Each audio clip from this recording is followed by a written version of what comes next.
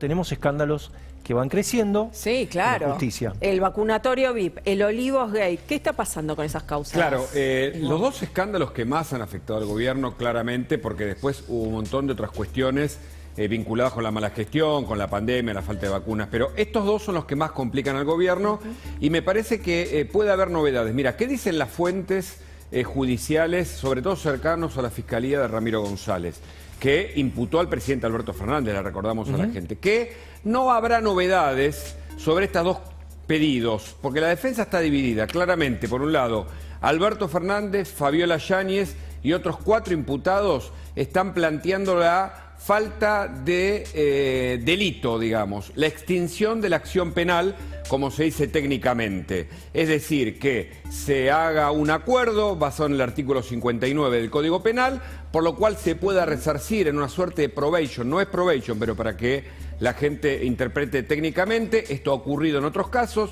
que como no hubo un delito manifiesto, se pueda extinguir la acción penal.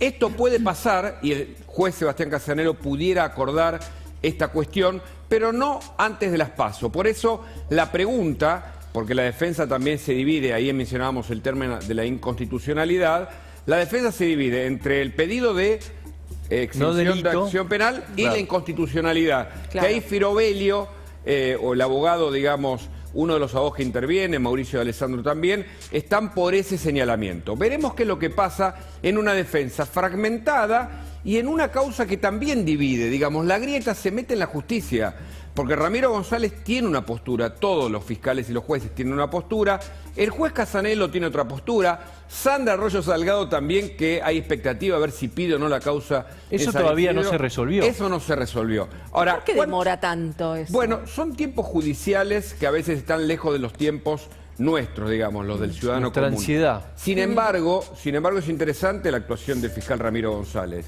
porque desde el punto de vista político, del impacto político que tiene la imputación del presidente, es muy importante. Ahora, pero ¿cuál sería el argumento para que la causa quede en Comodoro Pi? El sábado hablaba con Sapsay, que decía, no hay ninguna duda que tiene que ir al juzgado de San Isidro. Bueno, nosotros contábamos que la biblioteca se divide. Sapsay es uno de los que más sabe como constitucionalista y profesor de Derecho Penal. Además remarca que Alberto no es profesor sino docente porque no concursó justamente en teoría del delito, ¿no? Y además, claro, dice, ¿cómo va a hacer ambas cosas Alberto Fernández? Por un lado pide la extinción de la acción penal, por otro lado pide la inconstitucionalidad, y en este sentido nadie puede alegar su propia torpeza basada en la Constitución. Es decir, él pide algo que él mismo escribió, debe ser cumplido. Ahora, en ese sentido es cierto que las bibliotecas se dividen. Hay muchos dicen, donde más avanzado esté la causa, donde las investigaciones y las medidas de prueba hayan aportado más elementos, ahí debe permanecer.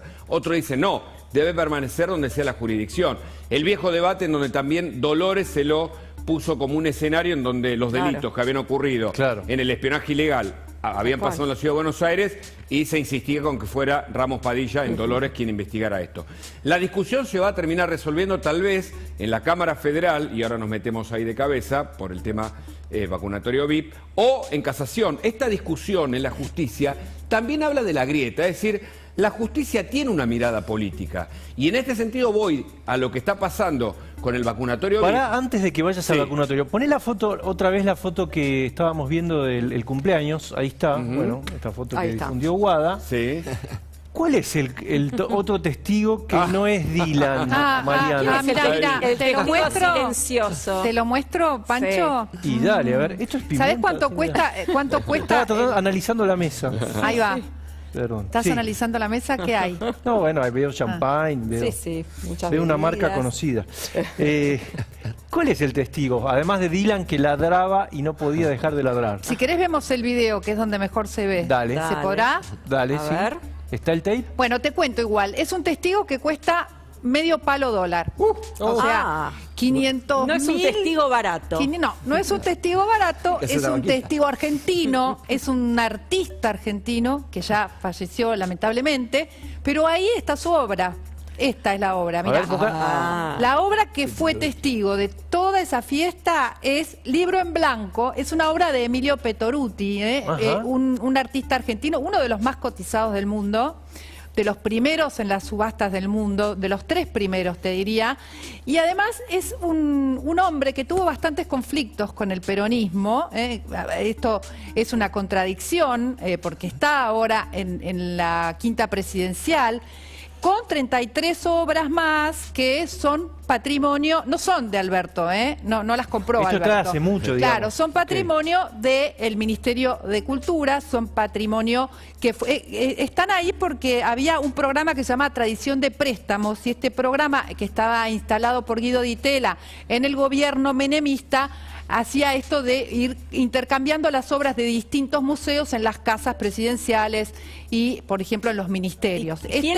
¿Quién llevó esta obra a la Quinta de Olivos? Esta obra la llevaron cuando levantaron todo el arte contemporáneo que había elegido Julián Aguada para la época de Mauricio Macri. Estas obras van a estar ahí hasta el 2023, 2023. Claro, porque a Alberto Fernández no le gustaba el arte contemporáneo. De hecho, en Casa Rosada hizo lo mismo. Sacó todos los cuadros modernos de la Casa Rosada y volvió a los clásicos, digamos, a los retratos de los próceres. Claro. Era algo que había sacado Te cuento algo de Macri. Petoruti. Pero de acá no lo sacó, entonces, esto quedó. Esto quedó, porque esto es un Petoruti, y un Petoruti que fue bastante conflictivo en la época de Perón. Por ejemplo, este cuadro lo pintó un año antes de haber sido retirado de su lugar de director del Museo Provincial de Bellas Artes en La Plata por problemas políticos, ¿no? Por temas políticos. Lo retiraron, lo sacaron de su cargo de director un año después de pintar este cuadro. Y también en esta asamblea digamos, Salón Nacional, que es una especie de concurso de los pintores, ahí en la 38ª, en 1948, vino el ministro de Cultura, entró en el momento en que estaban votando quiénes eran los pintores que entraban y dijo, no, este Petoruti no entra. Petoruti no puede entrar al Salón Nacional. Ahí lo defendieron Raúl Soldi y otros pintores, entró al Salón Nacional, pero no fue votado. Y luego el ministro de Cultura, en su discurso, dijo que esto era un arte degenerado. ¿Por qué decían que Petoruti tenía un arte degenerado? Bueno, Petoruti se había formado, había estado 10 años en Europa formándose con los futuristas, formándose con el cubismo, y traía un arte absolutamente vanguardista. Viste que generalmente los vanguardistas son muy cuestionados. Hasta recibía, o sea, sus cuadros tenían que tener un vidrio delante porque muchos escupían sus cuadros cuando estaban colgados en alguno de los museos o en alguna muestra. Porque no eran aceptados porque eran demasiado modernos para la época. Lo veo muy entusiasmado Luis Tonelli. No sé si sabe de arte. O es entusiasmo amateur. Yo no sé de nada, por eso hablo de todo. Como el mío. Pero no sé si tenés algo para agregar. ¿Cómo se llama la obra, Mariana? Libro en blanco. Libro en blanco, pero yo no veo un libro en blanco ahí si nos acercamos, mira. No, ese es otro. Ese es otro. Claro. El anterior, libro en blanco. Sí, hay un libro. Ahí está. La luz, ¿no? Que no había figuras humanas, que solamente había algunos jarrones y ese libro, con esa luz tan fuerte que entraba por la ventana, era algo muy moderno para la época, muy disruptivo, porque no había figuras humanas y no era tan figurativo el arte, ¿entendés? Y mezclaba un poco. La perspectiva es inspirada en una obra de Cézanne. Vos fíjate la perspectiva que no es la natural, como se de arte, ¿no es cierto? Muy bien. Fíjate vos. Claro, no es la natural. No es la natural. Cézanne, está como visto de arriba y esto es bien Cézanne. Y con esto termino. A ver, ustedes que están tan hermenéuticos, ¿qué quiere decir el libro en blanco? ¿Qué interpretación tenemos que hacer? Y podría querer decir que hay mucho por escribir, ¿no? Sí, claro. o que a nadie se le cae una idea. También. Mirá si está el listado ahí de o que no hay ingresaron plan. a la fiesta, ¿no? Puede ser que no hay plan. O que nadie ya sabe escribir. Que es una vanguardia donde está todo por decir, porque eso era lo que era Petoruti en ese momento, ¿no? Y además era, como te decía, muy conflictivo su lugar en el arte porque era demasiado vanguardista. Me gusta que tomemos detalles de la foto. Seguramente Mariana y Guada van a descubrir cosas nuevas, ¿no? Sí, Pero qué interesante. En esa mesa tan frugal, ¿no? Si los vasos hablaran. Alguna cosa, Los Mariana. vasos mejor que no hablen porque por ahí tenían COVID. No, claro. Bueno, ahí es donde está basada la defensa, ¿no? Como no hubo delito aparente, evidentemente es uno de los argumentos de la defensa sobre todo. Yo tengo una pregunta. Sí. Además de Emilio Petoruti, Sí. ¿Entró alguien más en los últimos tiempos, antes de todo este escándalo? Me refiero de escándalo anterior al vacunatorio, a Olivos, o eso todavía no está resuelto, no está determinado. No está determinado, no está determinado. Recordemos que lo que aparece tan probado para nosotros, para la justicia, requiere elementos de contundencia desde el punto de vista penal. Más allá de las ideas que pudieran tener algunos fiscales y algunos jueces, requiere que todo sea probado antes, por ejemplo, de pedidos de indagatoria, si es que puede haber pedidos de indagatoria. Pero me permitís que te haga para un paréntesis, porque esto tiene que ver con lo que ahora empalmamos del vacunatorio VIP. Sí. Algunos dicen el escrache. Ayer Majul lo aclaró y me pareció interesante lo que le pasó a Ginés, porque un escrache se supone que es algo planeado, planificado. Sin embargo, esto me parece que como palabra para ser titulada es un repudio en un restaurante que ocurrió, no sé si naturalmente, pero si querés lo escuchamos, porque algunos dicen que estas escenas se van a ir repitiendo.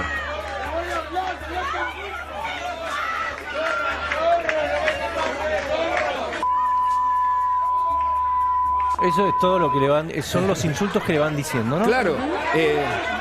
Claro. ¿Ayer fue esto? Sí. El Marchelo. Sábado a la noche, el Marchelo de Puerto Madero. Sí.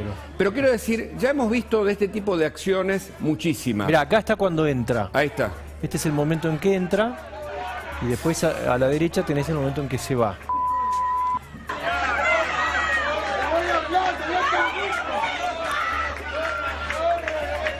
Sí, lo insultan, lo empieza insultando un grupo y se suma después, ¿no? Sí, vos decís que no estuvo armado esto. No, por eso decíamos que no sé si entra dentro del género, si vale la expresión escrache, sino que es un repudio. Escrache es no solo que es cuando está organizado, sino que también es como una especie de persecución ideológica, es por motivos ideológicos. Totalmente. Acá yo lo que veo por lo menos es indignación de la gente con una gestión de un funcionario. Sí, y que se va replicando. Pero perdón, si ustedes deciden repudiar, insultar a una persona en un lugar público, ¿no es escrache eso? Para mí es un repudio. Es deliberado. Exacto. Sí, a ver, es discutible porque justamente es del orden de lo subjetivo, de lo opinable. En cualquier caso no fue programado, no fue organizado. Está bien, no es organizado. Está más programado lo de Ginés yendo a ese lugar sin advertir, tal vez por candidez o por lo que fuere, este tipo de reacción. Pero insisto, esto, lo de Radetich, la docente, la foto que trajo Guada, que desató el escándalo, develan que hay una acción ciudadana que permanentemente cuestiona el poder de turno. Eso empalma con lo que acaba de decir Tonelli, del descreimiento de ciertos sectores de la sociedad con la política actual. ¿Esto empalma con lo que vos dijiste o es algo...? Sí, más allá digamos, de las definiciones, ¿no? Estemos en una cuestión. ¿Pero es escrache o no es escrache? No. ¿Vos qué decís? Vos podés decir que es un escrache desorganizado. ¿Qué sé yo? El castellano da para... De hecho es una palabra nueva, escrache, para decir todo. Claro. En realidad es repudio, o sea, es bronca. ¿Cómo Ginés puede esperar que no le digan nada yendo a un lugar, ¿no? Claro. Público y entrando cuerpito de sueldo, como está la mufa en la sociedad? Aparte, yo lo hubiese dicho, yo que lo conozco, digo, che, ponete la careta Bin Laden, viejo, si vas a venir acá. Que van a querer... Claro, que van a aplaudir un poquito más. Medina. A ver, yo creo que el problema que subyace acá es el vacío de la justicia, ¿no? Porque si acá hubiera estado presente la justicia, hubiera habido una condena para Ginés, por ejemplo, con el vacunatorio VIP, que todos vimos que quedó en la nada, con el Olivos Gate, que todo parece indicar que va a quedar en la nada. Entonces, ante eso, creo que lo que se genera es este tipo de reacciones. Sí, no hay válvula de escape y se combina, ¿no? Como se decíamos antes, la situación económica con una situación, digamos, de antipolítica que deviene también de la poca ejemplaridad en una situación crítica para la gente por parte de el gobierno y otros. Ahora, ¿las elecciones no son una válvula de escape para expresar el malestar? Sí, lo son hasta que uno puede pensar que tu voto no cambia nada, ¿no? Que eso es lo peligroso. ¿Y eso puede estar pasando? Bueno, hay apatía. Eso no significa que sea antidemocrático, ¿eh? Digamos, las democracias se mantienen con niveles de apatía altos. Ahora, esto es democracia. Pero no es una democracia de calidad.